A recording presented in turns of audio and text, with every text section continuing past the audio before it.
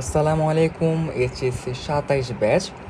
আজকের এই ভিডিওতে আমি আলোচনা করব যে তোমাদের কোন কোন কারণে ঢাবিতে চান্স হবে না অ্যান্ড কোন কোন ওয়ে তোমরা ফলো করলে ঢাবির জন্য ভালো একটা প্রিপারেশন নিতে পারবা ফার্স্ট ইয়ার থেকেই। সো এর পাশাপাশি যারা নাকি ইঞ্জিনিয়ারিং টার্গেটে আছে তারাও অবশ্যই দেখতে পারো, বিকজ ভার্সিটিকে ব্যাকআপ হিসেবে রাখা ভালো একটা অপশন। ওকে, সো আমি প্রথম পয়েন্টে আসি, সেটা হচ্ছে সিলেবাস। তোমাদের অনেকের এখন এরকম বাজে অবস্থা যে লিটারেলি তোমরা মাত্র ম্যাথের ম্যাট্রিক্স শেষ করছো, ফিজিক্সের একটা ভেক্টরি শেষ হয়েছে, গতিবিদ্যা কোনো রকম ধরছো, আর ম্যাথের খালি ম্যাট্রিক্স আর সরল লেখাই শেষ হয়েছে। অথচ তোমাদের এরকম 1-1.5 মাসের মধ্যে কি ইয়ার ফাইনালও শুরু হয়ে যাবে। সো তোমাদের অনেকের সিলেবাসও কি অনেকটা বাকি।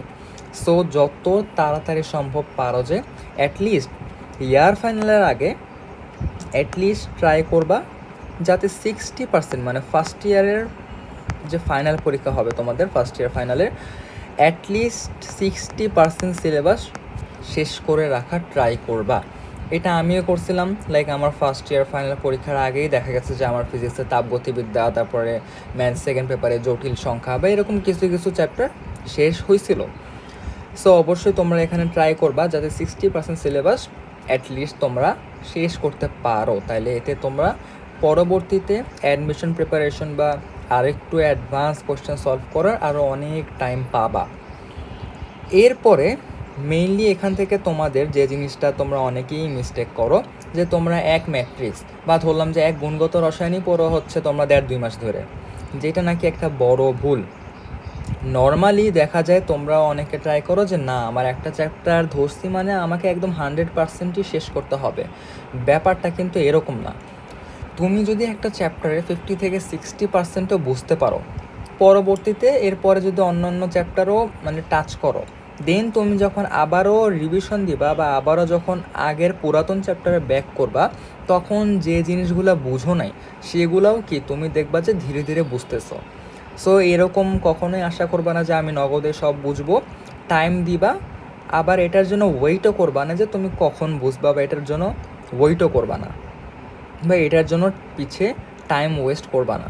ট্রাই করবা যে সিলেবাস বা যত দ্রুত সম্ভব প্রত্যেকটা চ্যাপ্টারে একটু টাচ করে যাওয়া, দেন তুমি ধীরে ধীরে ইম্পর্টেন্ট চ্যাপ্টারগুলোর একটু ডিটেলসে ঢুকো, সেগুলো পরে। বাট প্রথমে এরপরে আসি যে বেসিক।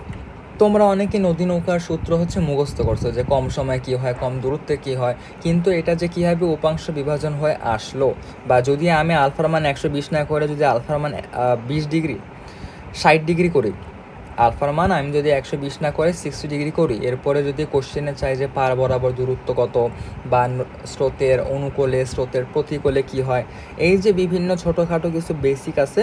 তারপরে উপাংশ আমার 2টার জায়গায় 4-5টা হলে কি হয়, এই যে উপাংশের বেসিকগুলা, বা আরও তোমাদের এরকম আছে যে গতিবিদ্যার বেসিক, যেমন x=cos α×t, বা এরকম বিভিন্ন ফর্মুলা আছে যেগুলোর বেসিকগুলো তোমরা জানো না, বা বিভিন্ন কনসেপ্ট আছে যেগুলোর বেসিক জানো না। এই বেসিকটা ক্লিয়ার করা কিন্তু অনেক জরুরি, কারণ রিসেন্টলি আগের বছরগুলোর তুলনায় ঢাবিতে কিন্তু বেশ স্ট্যান্ডার্ড কোশ্চেন হচ্ছে। সো ওইগুলা পারার জন্য কিন্তু জাস্ট মুখস্থ করে গেলে হবে না বিগত বছরের কোশ্চেন, তোমাকে ওইটার বেসিকটাও ভালোভাবে আয়ত্ত করতে হবে। এরপরে আমি তোমাদের কয়েকটা অবসেশনের কথা বলবো, যে অবসেশনগুলো তোমরা অনেকেই পড়ো অ্যান্ড যেগুলো দেখা যায় যে তোমাদের সিলেবাসও শেষ হয় না, লাস্টে পড়াও আগায় না, অ্যাডমিশনের জন্য কিছু পড়তে পারো না। সো সেটা হচ্ছে সিঙ্গেল সাবজেক্ট অবসেশন। প্রথমটাই কি সিঙ্গেল সাবজেক্ট অবসেশন। তোমাদের মধ্যে অনেকে আছে যারা নাকি ফিজিক্স শুধু ফিজিক্সই ভালো লাগে, ফিজিক্স বাদে তুমি আর কিছু পড়ো না। দেখা গেছে ফিজিক্সের তোমার ফার্স্ট পেপার শেষ, ম্যাথের তোমার মাত্র ম্যাট্রিক্স আর সরলরেখা শেষ হয়েছে, বা তোমার যদি আমি বলি যে বায়োলজি খালি প্রথম যে চ্যাপ্টারটা কোষের ওটাই শেষ হয়েছে।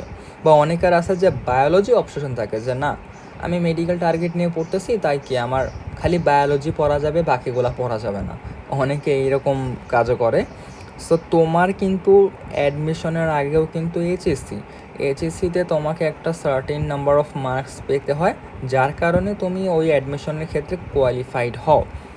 আর তোমার আরেকটা জিনিস মাথায় রাখতে হবে যে ঢাবিতে কিন্তু তুমি একটা সাবজেক্টে পরীক্ষা দিবা না, তুমি দিবা 4টা সাবজেক্টের উপর, like physics, chemistry, math, biology, and যারা আর কি অপশনালগুলা পরিবর্তে অন্য কিছু দাগাইতে চায়, ইংলিশ বা বাংলা, সে দাগাইতে পারে।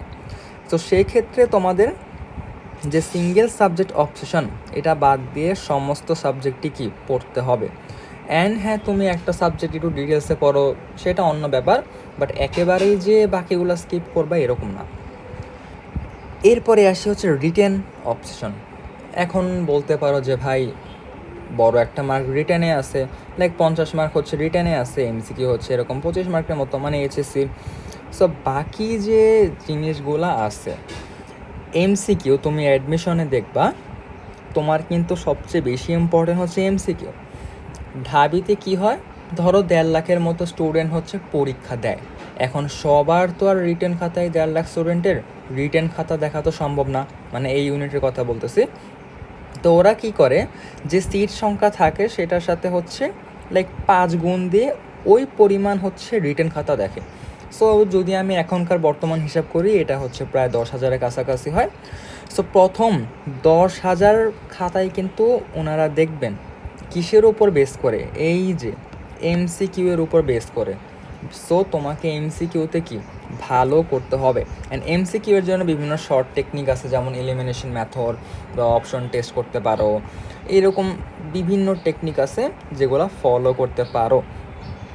অ্যান্ড বাসায় একটা জিনিস তোমরা ট্রাই করবা, সেটা হচ্ছে টাইমার ধরে এমসিকিউ প্র্যাকটিস করবা।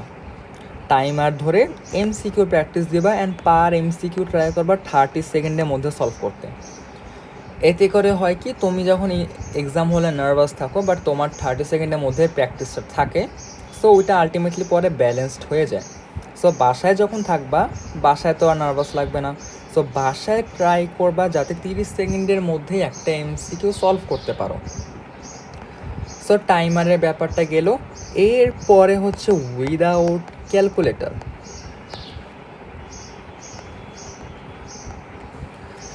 সো এমসিকিউর জন্য শর্টকাট অনেক বেশি গুরুত্বপূর্ণ। বিভিন্ন দেখবা যে স্পেশালি ম্যাথ, ফিজিক্সের বিভিন্ন শর্টকাট আছে, খুবই আর কি অ্যামেজিং কিছু শর্টকাট, যেগুলো ফলো করলে তোমার অনেকটুকুই কি টাইম সেভ হয়। অ্যান্ড বাসায় ট্রাই করবা যে উইদাউট ক্যালকুলেটরের প্র্যাকটিসটা করতে, কারণ ঢাবি ভর্তি পরীক্ষায় তুমি ক্যালকুলেটর ইউজ করতে পারবা না। সো উইদাউট ক্যালকুলেটরের ব্যাপারটা গেল। এখন শর্টকাট শিখতে বসছি, আবার পরের লাইনে আর একটা কথা বলছি যে ভাই শর্টকাট অবসেশন। সো এটা আমি কী মিন করতেছি, মানে বলতে পারো যে ভাই একদিক দিয়ে বলেন যে শর্টকাট শিখতে, আর একদিক দিয়ে বলতেছেন যে শর্টকাট অবসেশন খারাপ।